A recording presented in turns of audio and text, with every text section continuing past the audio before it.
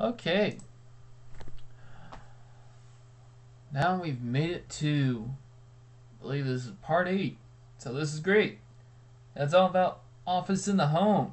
Something that we typically have with quite a few self-employed individuals. Again, this is for our startups that typically happen in the home, like Etsy and uh, Pinterest or any other craft thing, eBay. If it can be done in the home, we may end up having an office. So, a home office is usually non-deductible. Typically happens because it has to follow very, very strict rules. So, the way we can deduct for business use of a home is only allowed if the home office is used by the self-employed taxpayer as his or her principal place of business. 2. The home office is used exclusively and on a regular basis by patients, clients, or customers in meetings or dealings with the taxpayer in the normal course of trade or business. Okay. 3. The home office is a separate structure not attached to the dwelling unit and is used exclusively and on a regular basis in the taxpayer's trade or business. Whew. 4. The home office is the storage space of business inventory or product samples.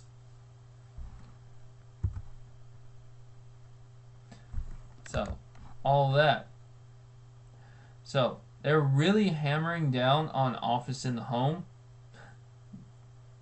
There's really not much going on to it. The best thing is that it has to be a space that's exclusive to the office and nothing else happens in it. That's pretty much what a home office would be.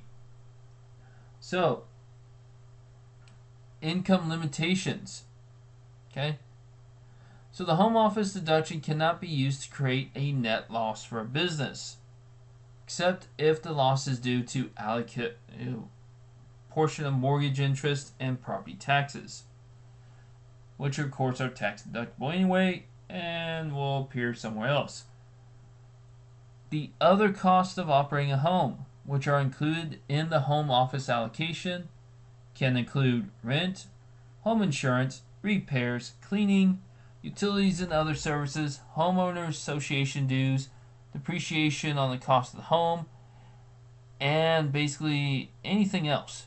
If it's related to the home, we're going to probably deduct it if it's dealing with that space of the office. So, that's also including landscaping and gardening. Any unused deductions can be carried forward to offset income in future years. So, big thing here, big takeaway. Again, I cannot force a net loss using a home office. And if I'm already at net loss, it's no good to me. Doesn't work, doesn't help me out at all. And I can only select a few items that are associated with that home office. But the cool thing is that if I can't use it, it gets moved forward until it actually gets used. So example, Kitty, a part-time choreographer, maintains an office in her home where she coordinates GIS projects and keeps client records. She ends up allocating about $12,000 in mortgage interest and taxes to her home office and collects $11,000 in fees. Okay. Assume no other business expense. What is her current home office deduction? Will she have a home office carried forward? How would this change if she also allocated $2,500 in maintenance and utilities? And we're not using the simplified method. Alright. For this, assuming no other business expense, okay, Kitty's current home office deduction would end up being the whole $12,000 since it's all mortgage with no loss carried forward. However, she would not be able to deduct the additional $2,500 maintenance as she's only limited gross income derived from trade business. So, if we added that $2,500, it will be carried forward. There we go. Again, mortgage and property taxes, we get to deduct the whole thing. It covers the $11,000 plus an extra grand. But because the $2,500 would cause a loss, or as part of a loss, that gets carried forward because we cannot use it. Alright. So, home office allocation. Calculation of the home office expense, of course, involves the allocation of total expenses of a self-employed taxpayer's dwelling between business and personal use. This means we have to figure out an allocation percentage. Okay?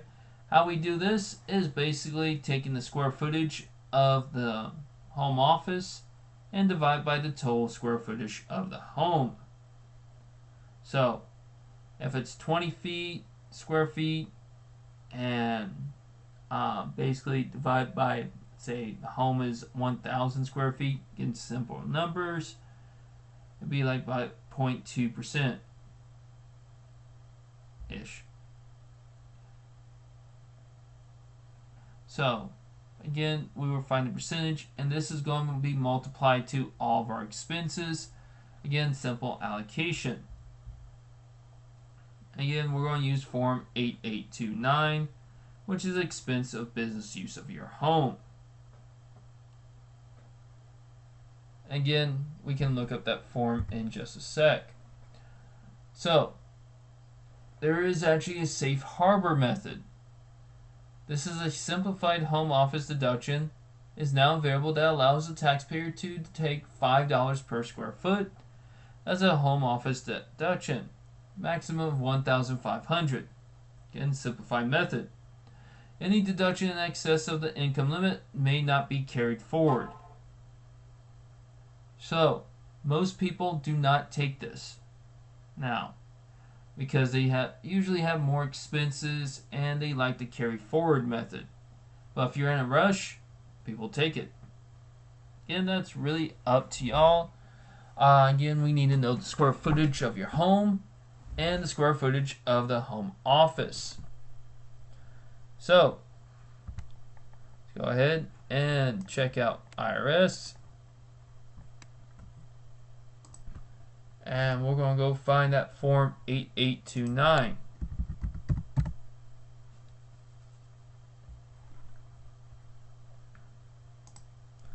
Okay. Let it pop up. Here's our form 8829. So again, expense of business. So, we have our daycare. There's our little daycare item. We also have basically where we're going to start putting in our total area of our home, how much is related to only that. So this is a way to figure out simplified method. For allowable deduction, we can actually do directly attached to our home office, and indirect. Okay, most of the time if it's over the overall home, which doesn't have a specific, it'll fall into indirect. Most of these will. Okay, unless it was strictly like in my office I repaired the floors, then that will be a direct. Indirect is mortgage, covers everything. It's not directly tied to my home office. Again, we will figure through, and then here's depreciation. So, it's a nice little form that just basically lists a bunch of the expenses, and then we can also list other expenses. Okay, so that actually concludes the home office. Not much to it, just a lot of rules and regs. So again, a lot of people do not qualify It just has to be an exclusive spot in your home that only deals with the office. So keep the room locked away. Clients come in, you're good. And then it just depends which way you want to deduct. Again, most people will deduct using actual expenses of the home than the simplified method now.